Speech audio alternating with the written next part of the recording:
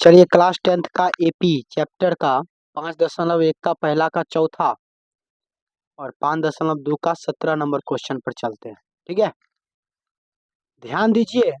Question number 5.1 का चौथा पहला सवाल का क्या कहता है? कहता है कोई पैसा उठाए, कितना रुपया? 10,000। कितना पैसा लिए बुआ? तो जो पैसा लेते हो वो मूलधन होता है, वो क्या कहलाता है? और वह जो पैसा लिए है ना, वो 8% के दर पर, मतलब 100 में क्या गो रुपया? 8 गो रुपया, इतना दर हुआ। तो 100 में 8 गो, तो 1,000 में 80 गो, और 10,000 में 800। ब्याज तो नहीं लगेगा ना पैसा। लेकिन यह जो पैसा लिए वो चक्रवृद्धि ब्याज पर ले। चक्रवृद्धि ब्याज समझ में आता है? जैसे देखिए, अगर अभी मैंने 50 रुपया लिया, ठीक है, एक महीना में 4 रुपया सूद हुआ, तो पहला महीना में उसको पैसा कितना देना पड़ेगा? 54 रुपया देना पड़ेगा। अगर आपने 54 नहीं दिया, तो अब इस 54 का दर चलेगा, मतलब 54 का ब्याज चलेगा। अब 50 का ब्याज था 4 रुपया, तो 54 का ब्याज मान लीजिए कितना रुपया हुआ? 6 रुपया। तो 54 4 कितना रुपया हुआ? 60 रुपया। फिर अगर आपने पैसा नहीं दिया, तो अभी 50 का नहीं चलेगा, अब किसका ब्याज चलेगा? 60 रुपया का। मान लीजिए इसका ब्याज हो गया 10 रुपया, तो अगला महीना कितना देना पड़ेगा? 70 रुपया देना पड़ेगा। इसी को कहते हैं चक्रवृद्धि ब्याज। मतलब ब्याज और मूलधन के जोड़ने के बाद तब उसका ब्याज चलेगा। और वैसे ब्याज में क्या होता है? सिर्फ मूलधन से, मतलब अगलो महीना हुआ तो 85 रुपया से लगना चाहिए इसका ब्याज। मतलब 50 4 54, 54 4 58। मतलब इसको अगर पैसा देना पड़ता तो ऐसे देना पड़ता, 50 54 58 62। लेकिन दे कैसे रहा है? पहला 50 तो दिया, बाद में कितना देना पड़ गया इसको? 54। फिर बाद में कितना देना पड़ गया? 60। फिर कितना देना पड़ गया? इस प्रकार चक्रवृद्धि ब्याज में पैसा बढ़ते रहता है, लेकिन ब्याज में पैसा क्रमागत बढ़ता है। और जब भी पैसा ब्याज से लेगा ना, तो फिक्स एपी में होगा। और चक्रवृद्धि ब्याज से लोगा तो वो पैसा एपी में कभी नहीं होगा। समझ में आ गया? तो यह एपी का है, इसका मतलब यह चक्रवृद्धि ब्याज का है। तो यह सवाल एपी में नहीं ना होगा, क्योंकि मैंने कहा कि एपी का चक्रवृद्धि ब्याज कभी होबे नहीं करता है। मतलब चक्रवृद्धि ब्याज होगा तो उसका एपी रूप कभी नहीं हो सकता। ब्याज का एपी रूप हो सकता है, क्योंकि ब्याज में सूद फिक्स है। 500 रुपया पर महीना आपको देते चलना है सूद। तो जितना रुपया देते चलना है सूद, वही वो उसका सार्वंतर।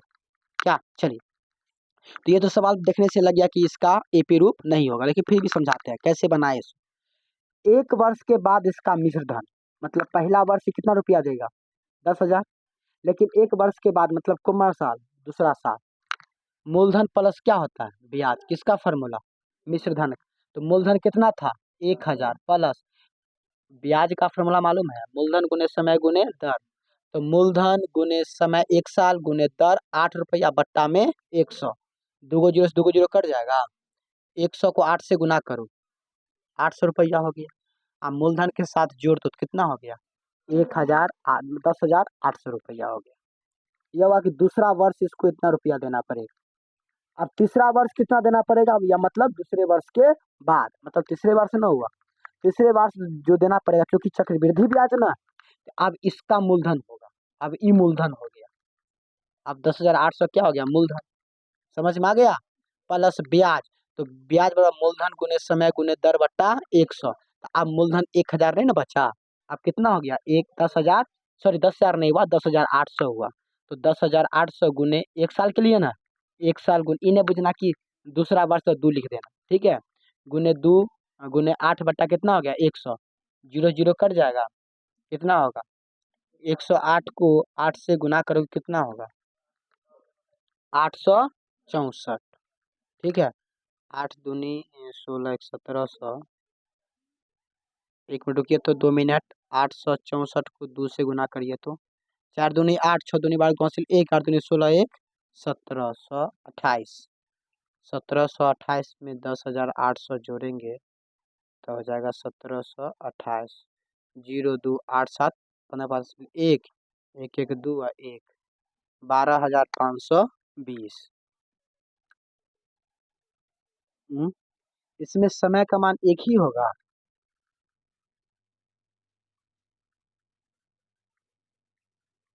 क्या लगता है?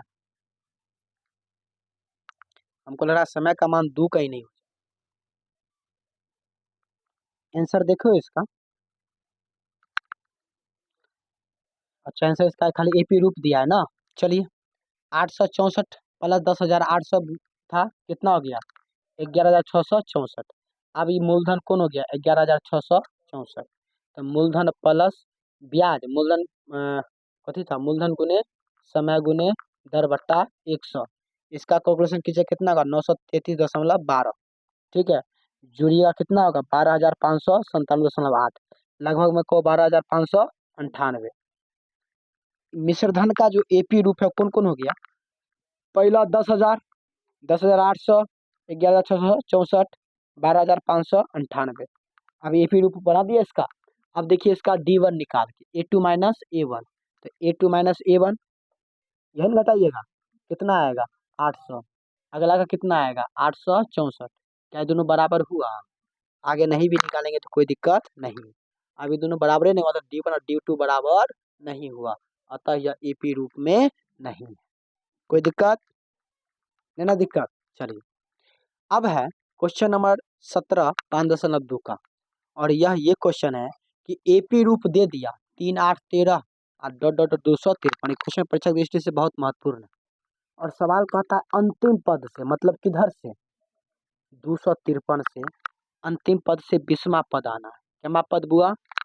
जैसे हमने कोई सवाल लिखा 2, 3, 2, 5, 5, 3, 8, 3, 11, 3, 14, 3, 17, 3, 20, 3, 23। आप बोलेंगे अंतिम पद से चौथा पद कितना है? तो अंतिम पद कौन है? 23। तो 1, 2, 3, 4 कौन पद हो जाएगा? तो अंतिम पद से चले ना चौथा।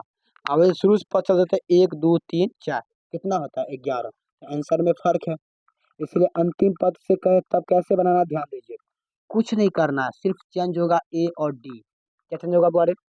ए और डी। चलिए ध्यान दीजिए, एपी में पहले सार्वंतर देखते निकाल के। ए का मान कितना? 3। A2 का मान 8।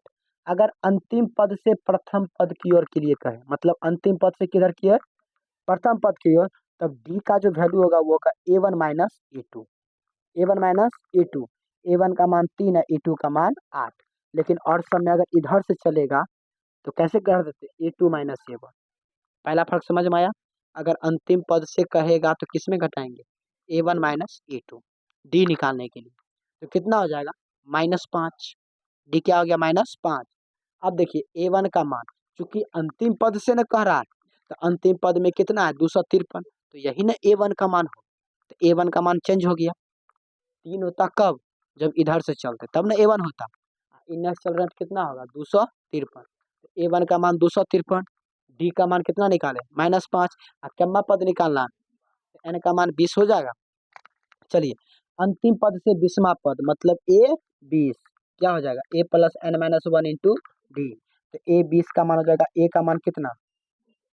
प्लस एन का मान 20, 20 माइनस 1 इंटू डी का मान -5। आप सीधे ए प्लस 19 डी भी लिखोगे तो कोई दिक्कत नहीं है।